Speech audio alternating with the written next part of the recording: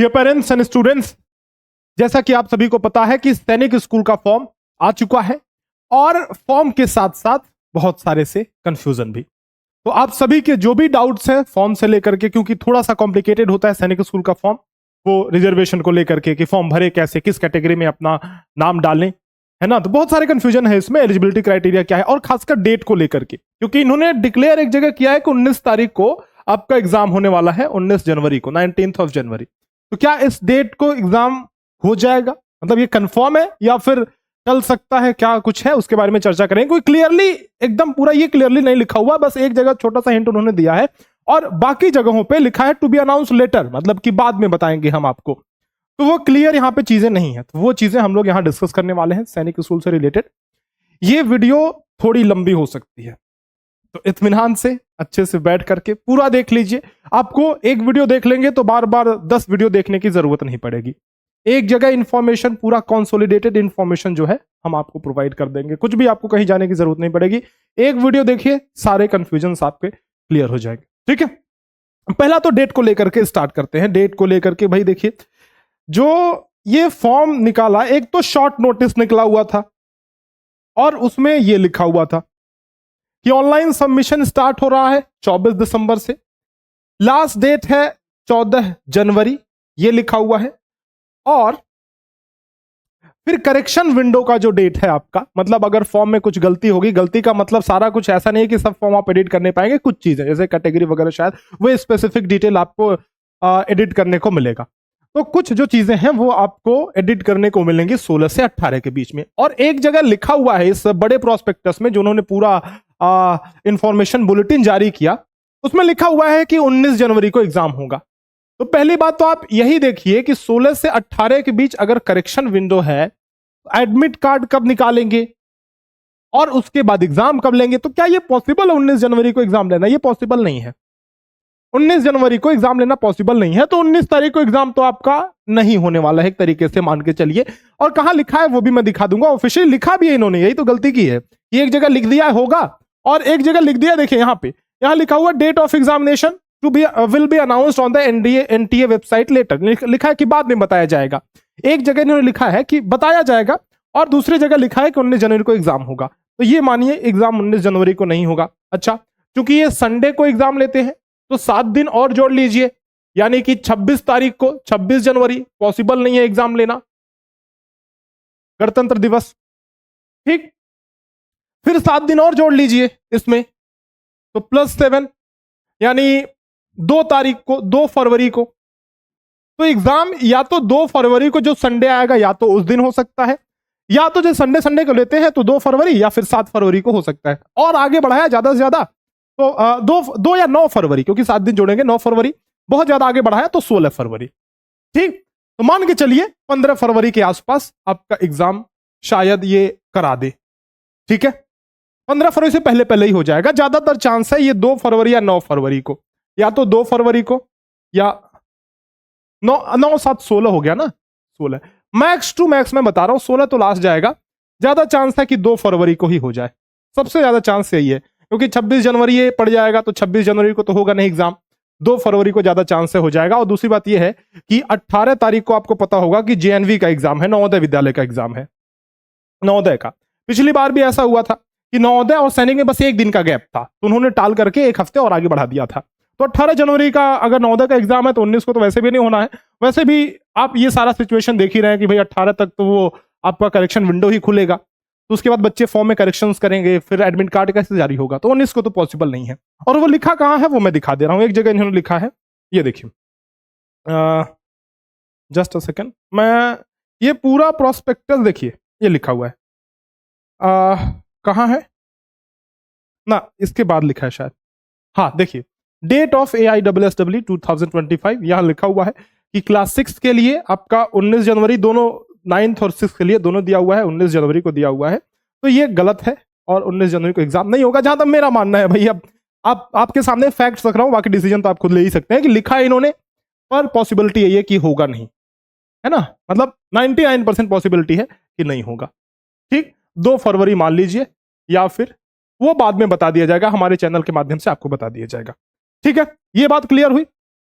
और ये कहां लिखा हुआ मैं आपको, अच्छा जो दो शॉर्ट नोटिस इन्होंने जारी किया था, एक शॉर्ट नोटिस, ये छोटा सा नोटिस जारी किया था, एक पन्ने का, एक पेज का, और एक बड़ा पूरा प्रोस्पेक्टस जिसमें पूरा इंफॉर्मेशन रहता है, ये करीब करीब 80-90 पेज का है।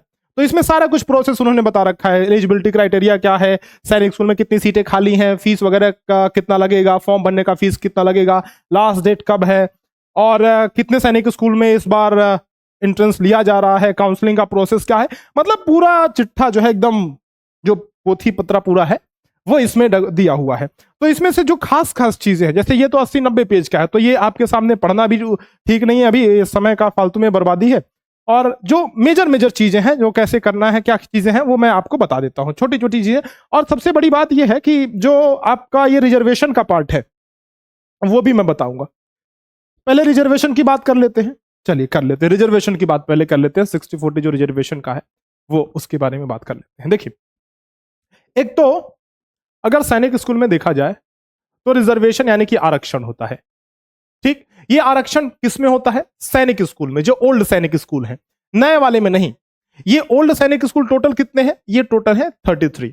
जो नए वाले सैनिक स्कूल हैं उनमें उनको एनएसएस बोला गया, न्यू सैनिक स्कूल नाम दिया गया, जिसमें इस बार क्लास 6 में एडमिशन हो रहा है 39 स्कूल्स में, एंड क्लास 9th में एडमिशन हो रहा है 17 स्कूल्स में। यानी 17 स्कूल ऐसे हैं जिसमें क्लास 9 में एडमिशन हो रहा है, और 39 स्कूल ऐसे हैं जिसमें क्लास 6 में एडमिशन हो रहा है। तो ये तो मोटा मोटी आंकड़ा रहा सैनिक स्कूल का कि कितने सारे सैनिक स्कूल हैं। रिजर्वेशन होता है कई, एक तो डोमिसाइल के बेस पे रिजर्वेशन होता है, यानी कि आपका निवास जहां है उसके बेस पे, डोमिसाइल मतलब निवास के बेस पे होता है रिजर्वेशन। और दूसरा रिजर्वेशन होता है कैटेगरी के बेस पे, कैटेगरी के बेस पे, है ना। कैटेगरी में आपका आ जाएगा जनरल, ओबीसी, एससी, एसटी और डिफेंस, ये कैटेगरी है, ठीक। रिजर्वेशन के बारे में बात करेंगे, और इसके बाद से हम लोग वो जो न्यू सैनिक स्कूल और सैनिक स्कूल में जो रूट है खासकर एडमिशन का, उसके बारे में बात करेंगे, क्योंकि उसमें सबसे ज्यादा कंफ्यूजन। रिजर्वेशन के बारे में ज्यादा बात नहीं करेंगे, थोड़ा सा करेंगे बस, क्योंकि अभी ज्यादा मतलब है नहीं इसमें, ठीक है। एक तो हो गया जेंडर के बेस पे, यानी कि गर्ल्स बॉयज के बेस पे। तो जेंडर के बेस पे देखा जाए तो गर्ल्स के लिए हर एक सैनिक स्कूल में 10% सीट या फिर और 10 सीट, जो भी ज्यादा रहेगा, जैसे 120 सीट है तो 10% ज्यादा हुआ, तो 12 सीट गर्ल्स के लिए रिजर्व है, और 80 सीट है तो 10% 8 हुआ, तो उसमें 10 सीट गर्ल्स के लिए रिजर्व है। तो ये जेंडर के बेसिस पे हो गया, है ना। डोमिसाइल के बेसिस पे अगर देखा जाए तो दो तरह का होता है, एक होता है होम स्टेट। होम स्टेट का मतलब हुआ कि वो सैनिक स्कूल अगर जैसे मान लीजिए कि मैं किसी सैनिक स्कूल में ऐसे अप्लाई करना चाहता हूं जो कि मेरे ही स्टेट में है, तो होम स्टेट से मैं अप्लाई करूंगा। अपने स्टेट के सैनिक स्कूल में अप्लाई कर रहे हैं तो होम स्टेट में माने जाएंगे, ठीक। अदर स्टेट के सैनिक स्कूल में अप्लाई कर रहे हैं तो अदर स्टेट के माने जाएंगे। तो होम स्टेट और अदर स्टेट में ऐसा है, ये मान लीजिए कि अदर स्टेट, अदर स्टेट, तो होम स्टेट अदर स्टेट में ऐसा है कि होम स्टेट में 2/3 यानी कि लगभग 67%, 2/3 पार्ट सीट है ना, हिस्सा 67%, और 33% अदर स्टेट के बच्चों के लिए ये रिजर्वेशन है, ठीक। रिजर्वेशन में, अच्छा, ये जो रिजर्वेशन आपको दिख रहा है, ये पूरा रिजर्वेशन, मतलब ये पूरा मैं कह रहा हूं, ये सब कह रहा हूं, ये सारा कुछ रिजर्वेशन, ये सिर्फ और सिर्फ रिजर्वेशन है सैनिक स्कूल्स के लिए जो पुराने वाले हैं, इसमें कोई भी रिजर्वेशन नहीं है। क्लियर बात है? न्यू सैनिक स्कूल में कोई भी रिजर्वेशन नहीं है, और ये चीज आपको यहां पे देखने को भी मिल जाएगी। मैं दिखा दे रहा हूं रिजर्वेशन का जो मामला है, वो यहां आप देख सकते हैं कि लास्ट में लिखा हुआ है कि रिजर्वेशन फॉर न्यू सैनिक स्कूल, कोई भी रिजर्वेशन नहीं है, बस एक सैनिक स्कूल को छोड़ करके, एक्सेप्ट फॉर क्रांतिवीरा संगोली रायन्ना सैनिक स्कूल बेलागावी को छोड़ करके इसमें है, बाकी किसी में नहीं है, ठीक। तो ये रही रिजर्वेशन की बात। अब जो एडमिशन का रूट है, देखिए एडमिशन कैसे होना है, क्योंकि ये फॉर्म भरते टाइम ना आपको सेलेक्ट करना होगा कि कौन से रूट से आप फॉर्म भरना चाहते हैं। एडमिशन रूट मैं कहूंगा इसको, तो इसमें एक है 60% रूट एनएसएस। अच्छा देखिए, सैनिक स्कूल का तो सिंपल है, एक तो भाई एडमिशन दो कैटेगरी में आप लेने वाले हैं, एक तो सैनिक स्कूल में फॉर्म जब भर रहे हैं, तो एक न्यू सैनिक स्कूल में। न्यू सैनिक स्कूल ऐसे सैनिक स्कूल है जो कि प्राइवेट पब्लिक पार्टनरशिप में चलाए जा रहे हैं, यानी कि पूरी तरीके से ये गवर्नमेंट नहीं है, ये मिक्स्ड मॉडल है। और पुराने वाले जो 33 हैं, वो हमारे जो पुराने थे वो 33 सैनिक स्कूल हैं, जो सैनिक स्कूल है, ठीक है। तो इसमें तो डायरेक्ट एडमिशन जो हो रहा है वो हो रहा है मेरिट के बेसिस पे, कोई दिक्कत है नहीं, और इसमें रिजर्वेशन वगैरह भी लगेगा। न्यू सैनिक स्कूल में 2 रूट है, एक तो 40% रूट और एक तो 60% रूट। 60% रूट, ये 2 रूट है। ये क्या चीज है इसको जरा सा समझ लेते हैं, बड़े ध्यान से समझिएगा, थोड़ा सा आपको हो सकता है कॉम्प्लिकेटेड लगे, बट मैं कोशिश करूंगा कि बहुत आसान भाषा में आपको समझा दूं। ठीक, एग्जाम्पल लेते हैं कि एक कोई बच्चा है और ये सैनिक स्कूल में एडमिशन लेना चाहता है, तो उसके पास 2 रास्ते हैं। एक तो है कि भैया सैनिक स्कूल में चले जाए, एक तो है कि न्यू सैनिक स्कूल में चले जाए। तो न्यू सैनिक स्कूल में जाने के लिए 2 रूट, जैसा कि मैंने बताया, 40% रूट और 60% रूट है। इसका मतलब यह है कि अगर माना जाए कि न्यू सैनिक स्कूल में 100 सीटें हैं, तो उसमें से ये जो 40 सीटें हैं ये बाहर का बच्चा आएगा इसमें, और जो 60 सीटें हैं इसको वही बच्चा भरेगा जो इस न्यू सैनिक स्कूल के अंदर पढ़ रहा है।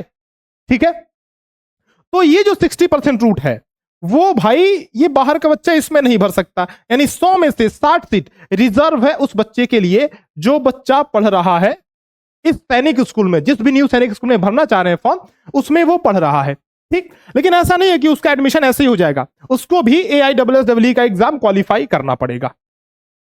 ये बात क्लियर समझ में आ रही है? और ये जो 40% है इसमें कोई भी बच्चा, मान लीजिए ये नहीं पढ़ रहा है इस स्कूल में, तो इसमें ये भर सकता है फॉर्म। 40% मतलब 40 सीटें इसके ऐसे बच्चों के लिए है जो नहीं पढ़ रहे हैं इस स्कूल में, and 60% seats are reserve for those who are studying in this Sainik school. ठीक, क्लियर है? और सैनिक स्कूल में तो कोई बच्चा भर सकता है, मतलब चाहे वो स्कूल में इस पढ़ रहा हो या ना पढ़ रहा हो, वो बच्चा सैनिक स्कूल में फॉर्म तो भर ही सकता है ना? तो किसी बच्चे के पास ऑप्शन क्या क्या बचता है? जब कोई बच्चा फॉर्म भरने जाता है तो उसके पास ऑप्शन आता है कि भाई या तो तुम सिर्फ सैनिक स्कूल में फॉर्म डालो, सिर्फ सैनिक स्कूल में, ठीक है, या तो तुम सिर्फ न्यू सैनिक स्कूल में फॉर्म डालो, या तो तुम डालो फॉर्म सैनिक स्कूल और प्लस न्यू सैनिक स्कूल के लिए फॉर्म डालो। ये फॉर्म भरते टाइम की बात बता रहा हूं आपको, कोई नहीं बताएगा, बहुत अच्छे से समझा रहा हूं। तो ये 3 ऑप्शन उसके पास आते हैं। अब जब ये ऑप्शन है तो डायरेक्ट बस एक ही उसके पास विकल्प है कि भाई फॉर्म भरे, यानी कि सैनिक स्कूल सेलेक्ट करे, जिस भी सैनिक स्कूल में फॉर्म भरना चाहता है उसको सेलेक्ट करे कि किस सैनिक स्कूल के लिए मैं फॉर्म भरना चाहता हूं। आपको सेलेक्ट करने के लिए ऑप्शन देगा कि किस सैनिक स्कूल के लिए फॉर्म भरना चाहते हैं। आप कहेंगे भैया सैनिक स्कूल कुंजपुरा, तो कपूरथला ले जाओ, तो ये ऑप्शन आएगा। अच्छा, अगर न्यू सैनिक स्कूल में फॉर्म भरना चाहता है, तो सिर्फ न्यू सैनिक स्कूल में फॉर्म भरना चाहता है, तो उसके पास ऑप्शन रहेगा, पहला ऑप्शन रहेगा कि वो चुने 40% रूट, कि भाई मैं इस रास्ते से जाना चाहता हूं, फॉर्म भरना चाहता हूं। दूसरा ऑप्शन रहेगा कि वो चुने 60% रूट। तीसरा ऑप्शन ये रहेगा कि वो 40% और प्लस 60% रूट चुन ले। अब आपका दिमाग चकरा रहा होगा यहां कि भाई जब हमारे पास ये दोनों ऑप्शन अवेलेबल है तो हम क्यों 40% सिर्फ चुने, हम क्यों सिर्फ 60% चुने? कारण है इसका, मैं अभी एक्सप्लेन करूंगा इस चीज को बाद में। ठीक है, इस चीज को मैं अभी एक्सप्लेन करूंगा, इसका कारण है, इसका रीजन है, बहुत अच्छा रीजन है। अब ये 3 ऑप्शन उसके पास है। जो बच्चा सैनिक स्कूल प्लस न्यू सैनिक स्कूल में फॉर्म भरना चाहता है वो सैनिक स्कूल का फॉर्म तो भरेगा ही भरेगा, पहला ऑप्शन। दूसरा ऑप्शन, तीसरा ऑप्शन भी मान लेते हैं, सैनिक स्कूल का तो फॉर्म भरेगा ही भरेगा, प्लस न्यू सैनिक स्कूल का 40% रूट वो चुनना चाहता है, न्यू सैनिक स्कूल का 40% रूट चुनना चाहता है, प्लस न्यू सैनिक स्कूल का 60% रूट चुनना चाहता है, प्लस न्यू सैनिक स्कूल का 40% रूट एंड प्लस न्यू सैनिक स्कूल का 60% रूट वो चुनना चाहता है। तो ये 3 ऑप्शन उसके पास हो गए। मतलब एक बच्चे के पास ये सारे के सारे ऑप्शन है, टोटल 7 ऑप्शन। जब फॉर्म भरने जाएगा तो वहां पे चूज करने का विकल्प दिया जाएगा कि क्या आप चुनना चाहते हैं, कौन से रूट से जाना चाहते हैं। तो एक रूट ये हो गया, 3 ये, 3 ये, टोटल 7 रूट्स आर देयर। 7 तरीके से कोई बच्चा सैनिक स्कूल, मतलब ये 7 रूट से जा सकता है। ठीक है, अब ये जो 60% वाला ऑप्शन है, जिसमें भी 60% है, देखिए बात समझिए, मैं उसको अंडरलाइन कर दे रहा हूं, जिसमें भी 60% है, यानी ये ऑप्शन प्लस ये ऑप्शन प्लस ये वाला ऑप्शन, यानी चूंकि इसमें 60% है, प्लस ये वाला ऑप्शन जिसमें 60% जहां जहां भी आ रहा है, ये सिर्फ उस बच्चे के लिए अवेलेबल है जो बच्चा उस नए सैनिक स्कूल में पढ़ रहा है। ये सारे ऑप्शन, तो 1 2 3 4, माने एक मानते हैं कि एक ऐसा बच्चा जो पर्टिकुलर किसी न्यू सैनिक स्कूल में पढ़ रहा है, कोई ऐसा बच्चा है जो कि न्यू सैनिक स्कूल में पढ़ रहा है, एनएसएस में पढ़ रहा है, अभी 3rd मतलब 5th क्लास में ही होगा, जाहिर सी बात है। तो अगर उसमें पढ़ रहा है तो उसके लिए सारे ऑप्शंस खुले हैं, सारे के सारे ऑप्शंस खुले हैं। लेकिन एक ऐसा बच्चा जो एनएसएस में नहीं पढ़ रहा है, उसके पास सिर्फ 3 ऑप्शन है। या तो वो सैनिक स्कूल के लिए फॉर्म भरे, या तो वो 40% रूट से न्यू सैनिक स्कूल के लिए फॉर्म भरे, या तो वो सैनिक स्कूल और प्लस 40% रूट के साथ न्यू सैनिक स्कूल के लिए फॉर्म भरे। तो अगर हम मेजॉरिटी देखें तो 90% ऑफ द स्टूडेंट्स जो हैं वो इस कैटेगरी में आते हैं कि वो सैनिक किसी न्यू सैनिक स्कूल में नहीं पढ़ रहे हैं, तो उनके पास 3 ऑप्शन है। वो सैनिक स्कूल का फॉर्म भरेंगे, या सिर्फ न्यू सैनिक स्कूल का 40% रूट लेंगे, या दोनों फॉर्म भरेंगे, मतलब ये वाला रूट लेंगे। तो मेरी राय ये है कि भाई जब आपको ऑप्शन मिला तो आप ये दोनों भरिए, क्योंकि वैसे भी आप सैनिक स्कूल में देखिए पढ़ नहीं रहे हैं, ठीक, आपको सैनिक स्कूल में जाना है, और नए सैनिक स्कूल पुराने से बेहतर तो है नहीं। तो भाई ये क्यों करेंगे आप? क्यों आप चाहेंगे कि केवल न्यू सैनिक स्कूल का फॉर्म भरें? बताइए, आप तो ऐसा नहीं चाहेंगे। अच्छा, आप एक फॉल बैक ऑप्शन लेके चलना चाहते हैं कि चलो भैया अगर हमारा पुराने सैनिक स्कूल में नहीं हुआ तो नए सैनिक स्कूल में हम एडमिशन ले लेंगे। तो आप जब ये ऑप्शन चुनते हैं, मान लीजिए पुराने में मेरिट नहीं बनी तो न्यू में आपका हो सकता है हो जाए, लेकिन अगर सिर्फ ये ऑप्शन चुनेंगे, इसका मतलब आप ये कह रहे हैं कि भैया हमको नए सैनिक स्कूल से कोई मतलब नहीं है, हम केवल सैनिक स्कूल मिलेगा तो लेंगे वरना नहीं लेंगे। तो अगर ये माइंडसेट है कि भाई हमको सिर्फ जाना है सैनिक स्कूल में, तो बस आप ये फॉर्म भरिए।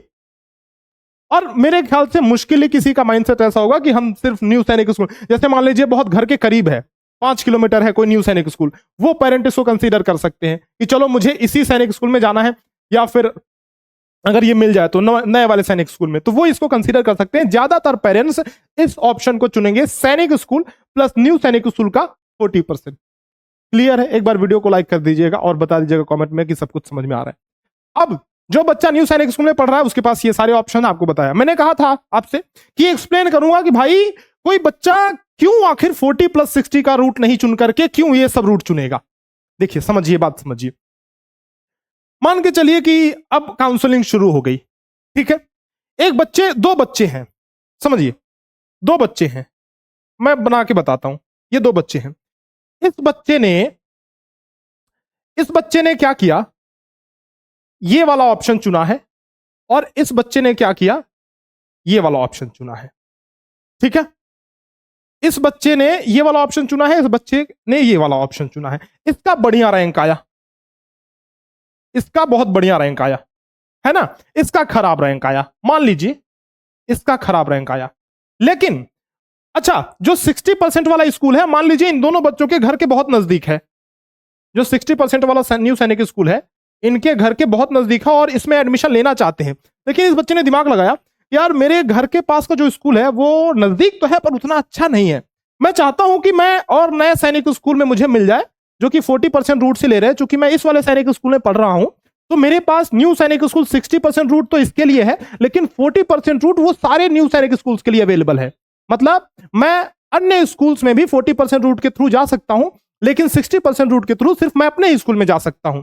तो इसने सोचा कि भाई उतना बढ़िया नहीं है स्कूल, तो मैं ऐसा करता हूं 40% का भी ऑप्शन चुनता हूं। तो जब काउंसलिंग होगी तो सबसे पहले प्रेफरेंस देखा जाएगा, ये क्या, इसने क्या चुनना चाहा है, इसकी मर्जी क्या है।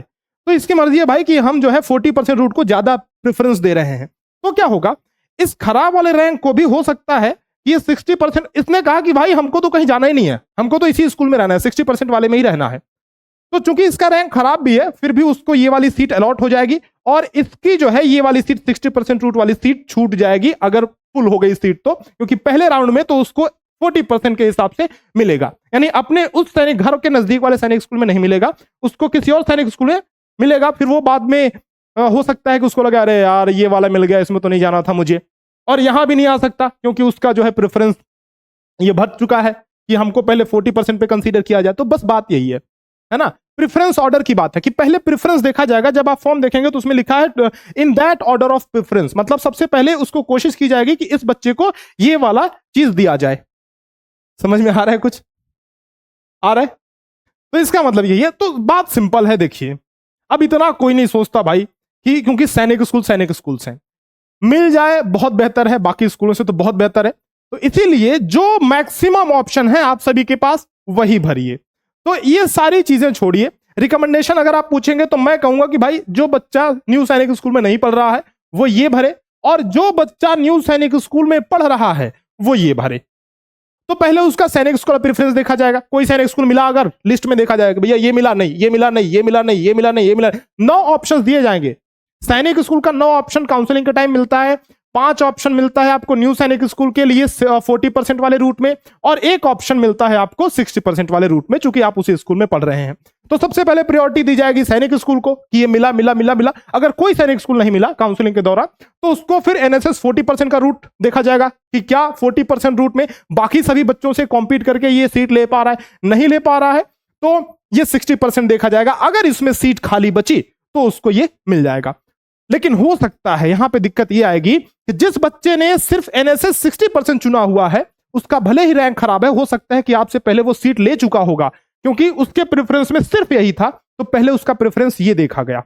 बस यही दिक्कत है, बाकी कोई बात नहीं है। तो देखिए, इतना नहीं सोचना है। जो बच्चे सैनिक स्कूल में, न्यू सैनिक स्कूल में नहीं पढ़ रहे हैं, वो ये वाला भरेंगे। जो बच्चे न्यू सैनिक स्कूल में पढ़ रहे हैं वो ये वाला भरेंगे। बाकी मैंने आपको ये क्या लॉजिक है वो बता दिया है इस सबके पीछे, तो आप अपने हिसाब से डिसाइड कर सकते हैं। हो जाएगा। चलिए, अब कुछ और बातों पे चर्चा करते हैं। सबसे मेन चीज तो यही था, जो रूट वाली बात है, क्योंकि इसमें बहुत सारे लोगों को कंफ्यूजन है ना। अच्छा, मेरिट लिस्ट में मान लीजिए कि किसी बच्चे का समान नंबर आ गया, तो उस केस में देखा जाएगा कि जिसने मैथ्स में अच्छा किया है उसको दी जाएगी, सीट दी जाएगी। वो भी समान हो गया, इंटेलिजेंस में अच्छा किया है वो भी समान हो गया, लैंग्वेज और इतना ज्यादा किसी का तो सेम होता नहीं है, ठीक है। और जो होम स्टेट वगैरह का मैंने बात तो कर ही लिया आपसे। Important date, important note. अच्छा देखिए, जो wards of Coast Guard Assam Rifles हैं, उनके बच्चे हैं, वो डिफेंस कैटेगरी में नहीं भरेंगे फॉर्म। उनको पर्टिकुलरली कहा गया है कि SC ST OBC जो भी आपकी कैटेगरी है, फिर जनरल में आप भरेंगे, आप डिफेंस कैटेगरी में नहीं भरेंगे। जो कोस्ट गार्ड है और असम राइफल्स हैं, बाकी सारे डिफेंस पर्सनल, बाकी किसी भी सर्विसेज में है, एक सर्विस डिफेंस पर्सनल जो है वो भर सकते हैं, ठीक। मैक्सिमम 25% का आरक्षण रहता है। जैसे मान लीजिए किसी होम स्टेट की बात करते हैं, तो 100% में से भाई साहब हो गया आपका 7.5 SC और फिर 27% OBC का हो गया, और इस तरीके से जो भी है वो कुल मिला के होता है 49 पॉइंट समथिंग होता है। हाँ ये देखिए, 15% हो गया आपका SC का, 15% है, मैंने 7.5 बता दिया, 7.5 ST का है और 27 OBC का है। कुल मिला करके हो जाता है आपका 49.5%, बचता है 50.5%, और 55.5% में से 25% आपका जो है डिफेंस के लिए सीट रिजर्व रहता है। यहां लिखा है देखिए, and other state quota 25% of the seats are reserved, है ना, for the wards of defence. तो ये कैटेगरी है, रिजर्वेशन ये है ना। और मैं देख लेता हूं कुछ और मेजर चीजें हैं। एग्जाम का डेट तो मैंने बता ही दिया, देखिए 2 जगह दिया हुआ है। एलिजिबिलिटी मैं एक बार डिस्कस कर लेता हूं आपसे, एलिजिबिलिटी क्या है, और डेट ऑफ बर्थ की एलिजिबिलिटी। पासिंग मार्क्स का तो देखिए 25% मार्क्स हर एक सब्जेक्ट में आपको लाने होंगे कम से कम मिनिमम। ये ऐसा नहीं है कि एडमिशन इस पे हो जाएगा, ऐसा है कि आप क्वालिफाई करेंगे काउंसलिंग पर, इसमें किसी का सिलेक्शन नहीं होता इतने में। ये मिनिमम मार्क है कि अगर इतना भी नहीं आया तब तो आपको काउंसलिंग में भी हिस्सा नहीं लेने को मिलेगा। 25% marks in each subject and total मिलाकर के मिनिमम 40% मार्क आने चाहिए, लेकिन इस पे सिलेक्शन नहीं होता है, ध्यान रखिएगा। ये मत समझिएगा कि इतना आ गया तो सिलेक्शन हो जाएगा, नहीं, इतना नहीं होता है सिलेक्शन। मीडियम ऑफ एग्जामिनेशन देखा जाए तो वही 13 लैंग्वेजेस हैं, कुछ इसमें चेंज नहीं हुआ है। सिलेबस और पैटर्न भी वही है, चेंज नहीं हुआ है, ठीक है। 6th का, ये 6th क्लास का है और ये 9th क्लास का है, तो सिलेबस और पैटर्न में भी कोई जो है चेंज नहीं किया गया है। जो डेट का है वो सबसे बड़ा कंफ्यूजन यही था, तो डेट मैंने आपके साथ डिस्कस कर दिया, क्योंकि 2-3 जगह लिखा है कि विल बी अनाउंस लेटर, एक जगह सिर्फ लिखा है 19 तारीख को, जो कि मुश्किल यह होना ना के बराबर है, तो होगा नहीं। पर आपको फॉर्म तो भरना ही है। फॉर्म भरने के लिए एक वीडियो हमारे चैनल पे आ जाएगी, तो वो वीडियो आप जरूर से देखिएगा। एलिजिबिलिटी क्राइटेरिया का है, ये चीजें हैं। एलिजिबिलिटी क्राइटेरिया का आपका डेट नोट कर लीजिए कि इस के बीच बच्चे की उम्र होनी चाहिए क्लास 6 के लिए, और 1/4/2010 से लेकर के 31/3/2012 के बीच बच्चे की उम्र होनी चाहिए क्लास 9th के लिए, ठीक है। चलिए, अगर आपके कोई भी डाउट्स हैं, अभी भी बचे हैं, तो आप जरूर से हमें कांटेक्ट कीजिए, मतलब कमेंट में लिखिए। और अगर आप चाहते हैं कि बहुत अच्छे से तैयारी करें, तो देखिए सबसे अच्छा रिजल्ट हमने दिया है पूरे ऑनलाइन स्पेस में, इन सभी फील्ड्स में। ये सारे हमारे बच्चे हैं जिन्होंने सिलेक्शन लिया है, हमसे पढ़ाई करके सिलेक्शन लिया है, और हर बार हम सबसे बेस्ट रिजल्ट देते हैं। तो इस बार भी हम भी जोर शोर से लगे हुए हैं तैयारी में, और चाहते हैं कि आपकी तैयारी बढ़िया हो। आप द्रोण स्कूल का ऐप इंस्टॉल कीजिए, बहुत कम समय बचा है, और इस कम समय में हम क्या कर सकते हैं भाई, हम रिवीजन कर सकते हैं, है ना। रिवीजन का मैं यूट्यूब पे लेके आ रहा हूं, रिवीजन आपका पूरा कराऊंगा। और साथ ही साथ आप ले सकते हैं मॉक टेस्ट की सीरीज जो हमारे ऐप के अंदर है, और आप ले सकते हैं मॉडल पेपर की सीरीज जो हमारे ऐप के अंदर मिल जाएगी। 2000 चूंकि एग्जाम ये सिलेबस बहुत बड़ा होता है, तो इसीलिए हमने जो है 2026 के लिए भी बैच निकाल दिया है। तो 2026 के लिए अगर प्रिपरेशन कर रहे हैं आप, तो हमारा तेजस बैच एक चल रहा है, और इस तेजस बैच के अंदर सैनिक, आरएमएस, नवोदय विद्यालय, इन सभी की प्रिपरेशन हो जाती है, सारे स्कूल्स की प्रिपरेशन हो जाती है, जेएनवी, इन सभी की प्रिपरेशन। आप ऐप डाउनलोड करेंगे। अच्छा, एक और चीज, ओएमआर शीट, थोड़ा सा और वीडियो है, ध्यान से सुन लीजिए, आपके काम की बात है कि ओएमआर शीट डाउनलोड करके यहां से द्रोण स्कूल का ऐप डाउनलोड करेंगे तो ओएमआर शीट फ्री में आप डाउनलोड करके प्रैक्टिस कर सकते हैं, बिल्कुल फ्री ऑफ कॉस्ट है, तो यहां से डाउनलोड कीजिए। बाकी अगर हमारे मॉक टेस्ट वगैरह में अगर आप इनरोल करते हैं, इस तरह का हमारा 25 मॉक टेस्ट की सीरीज है, तो बच्चे को पूरा प्रॉपर एनालिसिस दिखता है। जब एग्जाम दे लेता है तो इस तरीके का सोल्यूशन उसे दिखेगा, और ऐसे पूरा प्रॉपर एनालिसिस दिखा, कितना स्कोर आया है, कितना रैंक है उसका, कितना गलत किया, कितना सही किया, कौन से में कमजोर है, कौन से सेक्शन में कौन सा सेक्शन अच्छा है, तो पूरा प्रॉपर एनालिसिस दिखता है। तो बच्चे को पता चलता है कि भाई उसकी स्थिति क्या है, और खास करके ये कि वो पर्टिकुलर एक टॉपिक पे फोकस करके अपना रिवीजन बहुत अच्छे से कर सकता है। ये बड़ी खास बात है मॉक टेस्ट की।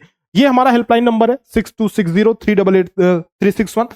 तो किसी भी कोर्स के किसी भी जानकारी के लिए आप हमें इस नंबर पे कॉल करें, संपर्क कीजिए, और नेक्स्ट ईयर के लिए तैयार रहिए, इनरोल कीजिए जल्दी, क्योंकि जितना जल्दी बच्चा इनरोल करता है उतना अच्छा उसका प्रिपरेशन होता है और वो निकाल पाता है सैनिक स्कूल। बहुत ऐसा नहीं कि बहुत आसान एग्जाम है, बच्चे काफी मेहनत करते हैं, काफी रगड़ने के बाद एग्जाम निकलता है, बहुत आसानी से नहीं निकलता है। ठीक है, साल भर से ज्यादा का समय चाहिए होता है।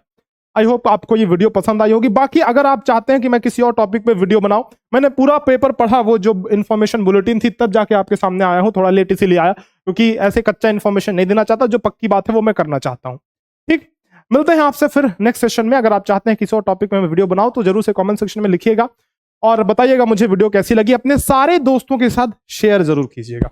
चलिए मिलते हैं आपसे नेक्स्ट सेशन में। जय हिंद।